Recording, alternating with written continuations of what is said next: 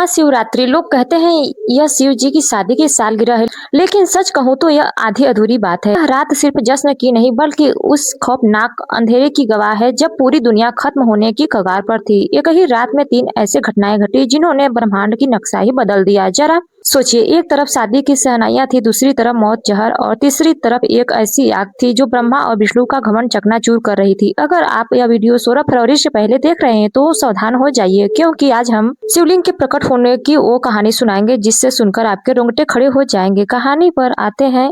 एक बार ब्रह्मा जी और विष्णु जी में युद्ध छिड़ गया।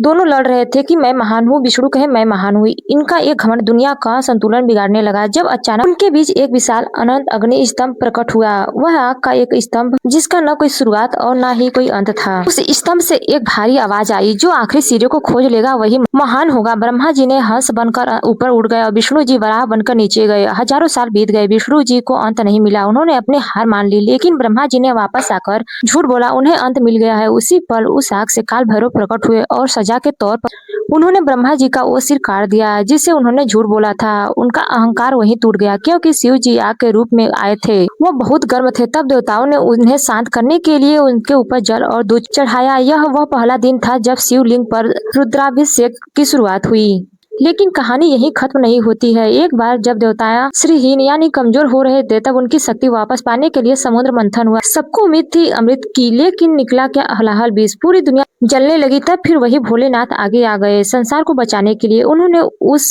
उबलते हुए जहर को पी लिया और अपने कंठ में रोक लिया। जहर की गर्मी से शिव जी का शरीर तपने लगा। जलन को शांत करने के लिए सभी देवताओं ने उनके ऊपर पूरी रात गंगा जल, दूध और बेल पत्र चढ़ाए। उन्हें नींद न आ जाए इसलिए पूरी रात देवताओं ने गीत गाए और जागरण किया। वही वजह है महाशिवरात्रि पर हम पूरी रात जागते हैं। लेकिन रुको, ये रात उतनी भी डरावनी भी नहीं है। इसी रात प्रेम की जीत भी हुई थी। जब माता सती ने अपने प्राण त्यागे थे, शिव जी पूरी तरह टूट गए थे, बैरागी बन गए थे, दुनिया छोड़कर समाधि पे चले गए। तब माता सती ने पार्वती के रूप में जन्म लिया। उन्होंने हजारों साल तक कठोर तपस्या की, सिर्फ अपने शिव को वापस पाने के लिए। आखिरकार भोलेनाथ पिघले।